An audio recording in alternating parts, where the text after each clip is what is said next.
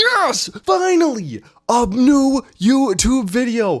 What is up, guys? It's Mako, the producer here. I don't know why I have so much energy, but I'm so excited to do a new YouTube video with you guys. In today's video, I'm going to be breaking down my song with 4-piece and showing you guys how I make powerful drops.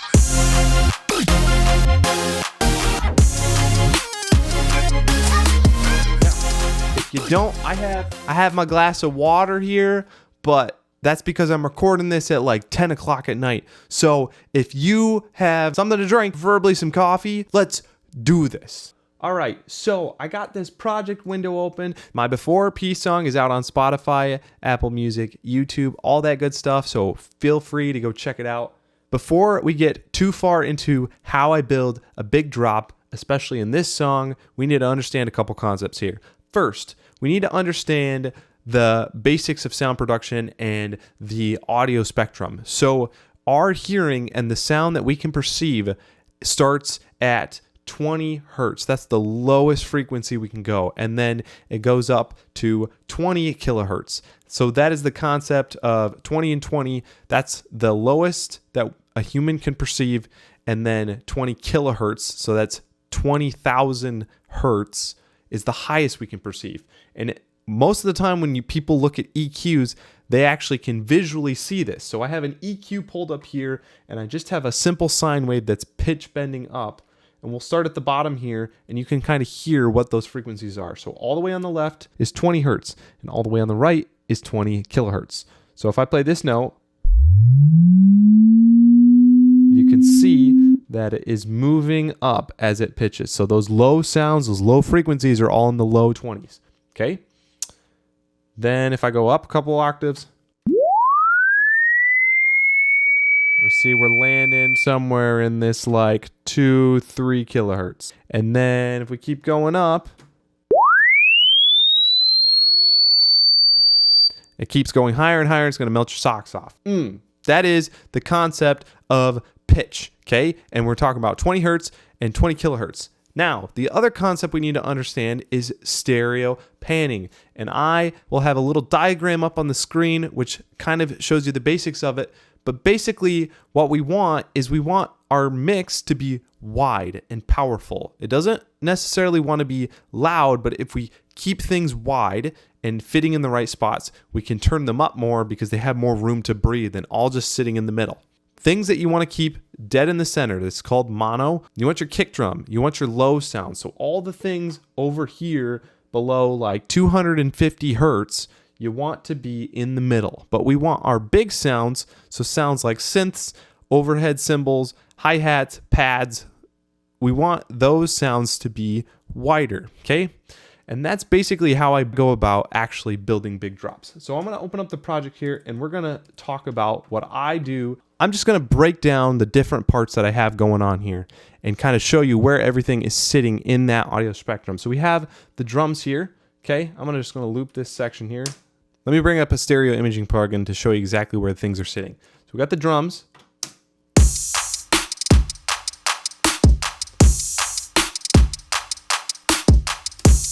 And if we mute, or if we solo just the low end, we got this.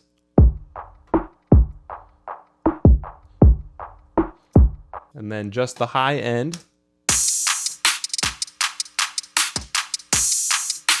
So you can kind of see the kick drum is dead in the center. It's just coming up in the center here, but we have the high stuff. It's starting to get a little bit wider and fill out this space.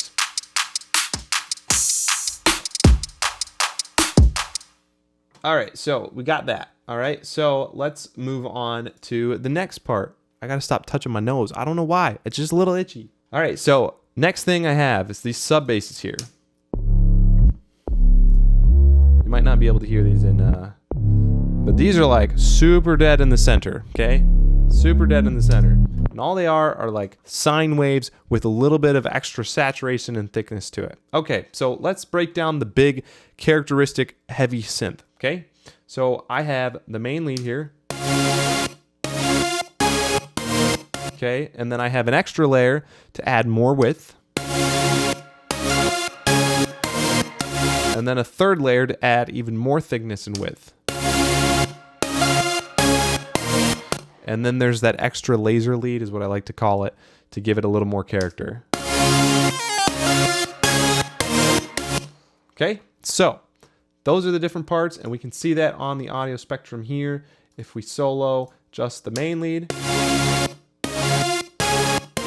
see, it's not like super wide, but then we add the high end, adds a little bit more high pitchedness, and then we're gonna make it even wider. So you can see it just filling out the space here.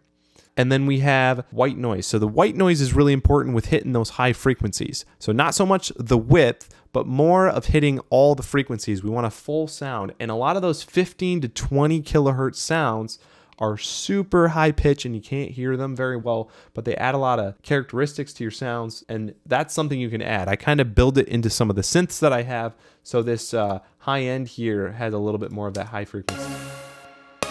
You can kind of hear the white noise. It's right here. That sounds a little bad, so that's why I have it a little bit. So that's something you can do. And then it's important for your sounds. They don't need to be loud. They need to be full. They need to be rich. They need to be complement each other and build on each other. So I'm going to go into the next part of what I do to make big sounds. Okay. So I do this thing called sidechaining. If you haven't heard of what that is, it's possible in every single DAW. So basically what sidechaining is in my scenario and most EDM scenarios is you have it correspond with the kick. So all it is a compressor that ducks any sound that's going through it when the kick hits, okay? So you can see down here, every time the kick hits, it's ducking every time. So all these sounds are running through it right now.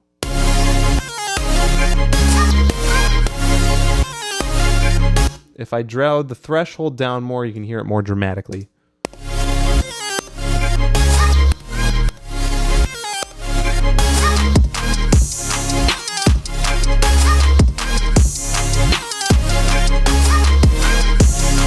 All right, so that is what I do to sidechain. And the reason you want to sidechain is because when you have the kick drum going and you have all these different sounds going and everything that is important is in the center, it's going to be really noisy and really loud and really bad for your mix if you have too many things competing in that center space. So we want to have the kick drum be the initial punch and then everything else fade in once the kick gets out of the way. All right.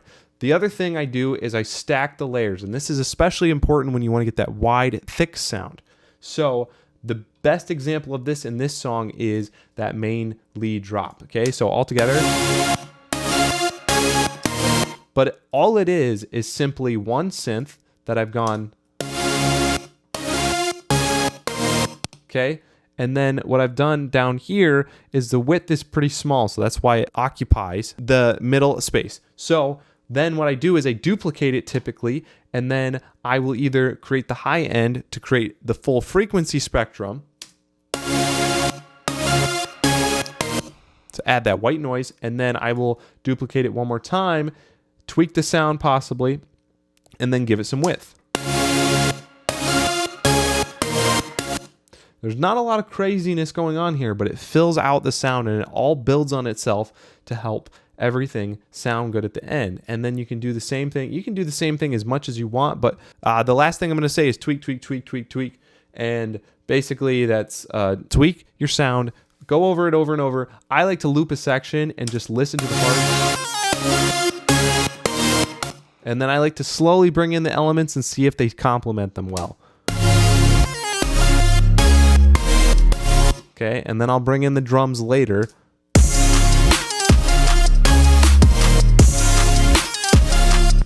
Then bring in the last element.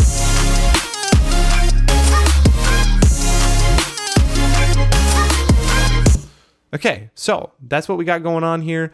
And now I want to share just a couple last extra tips so that you guys know exactly what I do to achieve some of the sounds. So like I mentioned briefly earlier, a good thing to do to help your sub basses stand out is add some saturation to it. I have 2 sub basses here. One is a lot more saturated. You can hear it a little bit better than you can hear there's a really low one. And it's a lot heavier. So really what saturation does is it gives it some warmth. It makes it so that your sound can be heard. Some of the lower frequencies can't be heard on all systems. So you want some of those high sounds to kind of give it some character so that you can hear the bass in cheaper speakers or on your phone speakers or things like that. The last tip I have to really make your drops big and punch, because I like to do that a lot in my drops, is do some reverses or swells or things like that. So in this song, I don't do a ton of reverse snare stuff, but I do have this characteristic pitch down sound that kind of tightens everything into itself. So it's literally this vocal here. But what I did is other parts of the song, I got it to pitch down. So that's the same vocal, but I'm just pitching it down to give it some more flow. So in context with just the drums,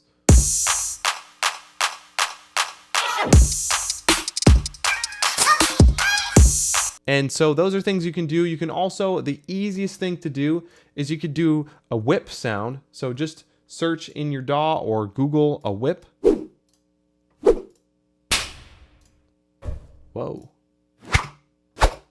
So do a whip sound like that, drag it on, and then get it to just flow so that the whip kind of, when it hits, it gives it that swell into it. Yeah, that sound, you like that? Did you like that? Good, I did too. So to recap, build your bass, build a solid foundation, fill all the parts of the sound, put the parts in the middle, and then the stuff in the wide. Wow, that was the greatest explanation ever. Anyway, I think you guys got the concept. I'll stop rambling. Thanks so much for checking out the channel. I appreciate it. I got a bunch of energy and I am gonna be not making any empty promises. Thanks so much for tuning in, watching the channel. If you made it this far, like, comment, subscribe. Let me know what you'd like to see in the next video. And Mako the producer is out of here.